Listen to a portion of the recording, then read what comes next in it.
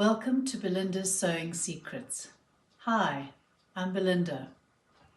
Does your serger sound like a tractor, or break threads, or break needles? Well, in this next video, I'm going to share with you some of the secrets to quickly, easily maintain your serger so that it will be a happy experience. So stay tuned to the end of the video and I'll give you some safety tips. And let's get started.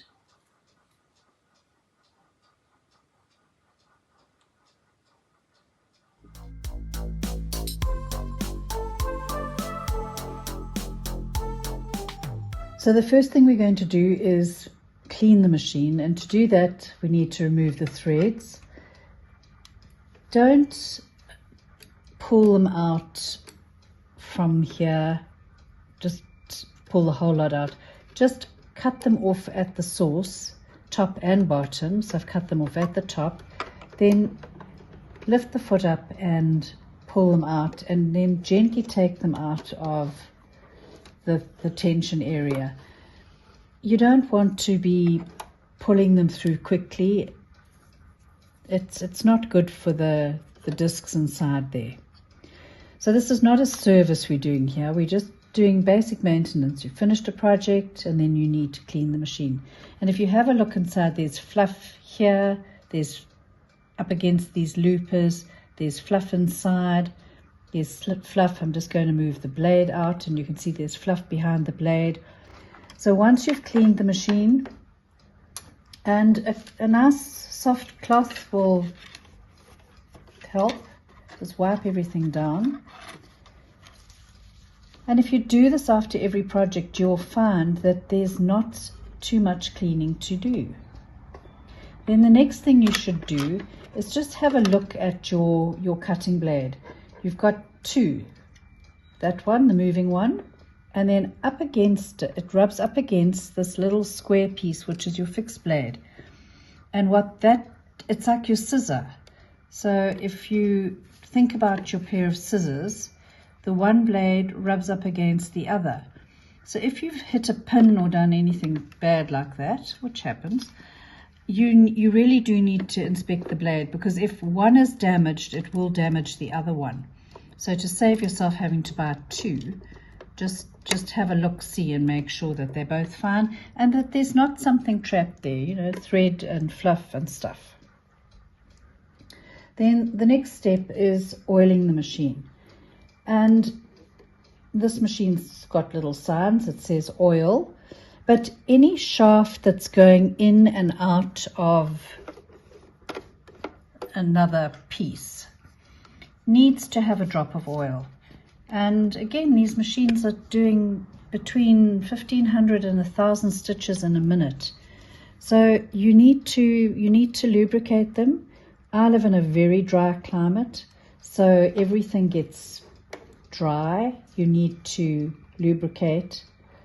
And if you just put a drop of oil on the needle bar, because that's going up and down, and you can put some on your brush or on a earbud and just rub it on that needle bar, especially if you live near the coast, because this area is an area that can rust if you don't look after it, because we tend to blow fluff away and our breath has moisture in it, and we just it's just a good idea. Okay, so once you've done that, you're going to have a look in your tension skids here. They're two little discs. If you can, just get some thread, but not very, very thick, and just guide it through and just make sure that it's clear.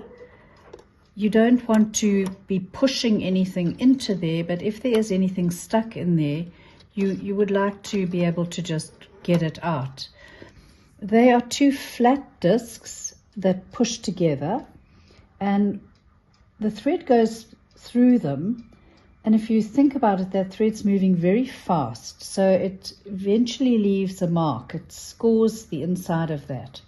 So if you're having problems with thread shredding, maybe you need to take your overlocker in for a service and have them look at those discs, because that's an important thing to worry about.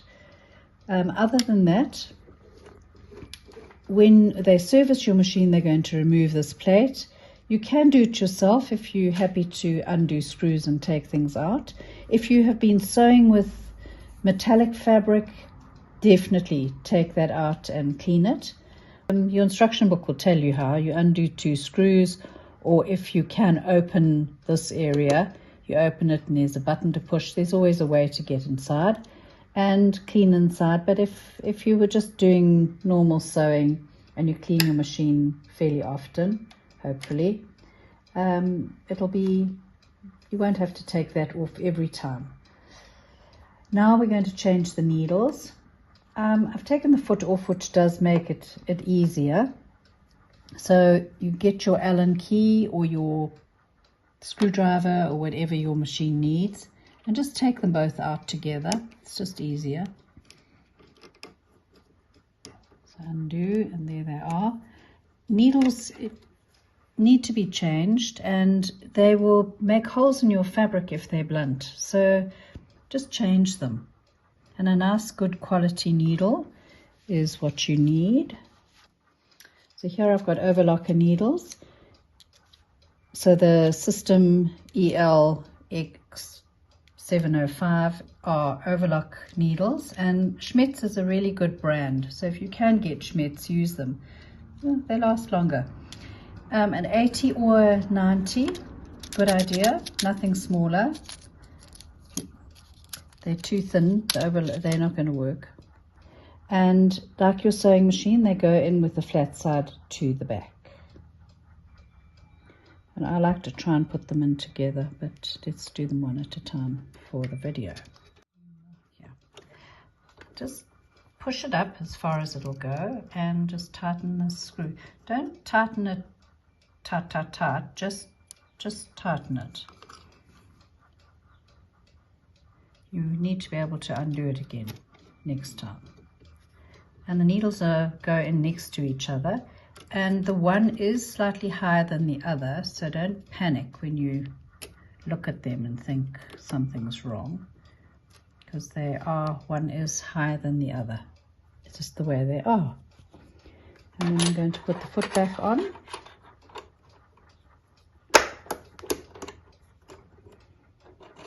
that out of the way.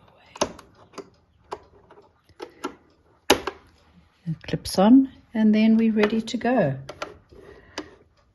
I did leave my machine switched on, but I have put my foot control on the counter, so there's no chance that I'm going to stand on it. But this machine also has safety features, and a lot of overlockers do, that once the front flap is open, the foot pedal doesn't operate. Or there's one of these, like where you want to change the globe, if that little window's open, the machine won't work.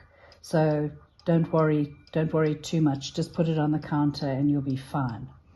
Don't be scared to put your tensions on 0 when you're cleaning that tension area. Tension's not a scary thing. You can just put it back to the numbers it was on when you finished, and your machine will be fine. Just rethread her and you'll be good to go for another project. So I hope you found this video useful. Thank you for watching this video. I hope you found it useful and helpful, because a well-maintained overlocker is going to be smoother, quieter, sew faster, and a much happier experience. If you found this video useful, please give me a like, share with a friend who sews, and subscribe to my channel. And if you want more videos like this, please, Linda Lou, our little friend, will point out a new video for you to watch. So enjoy, and I'll see you in the next video.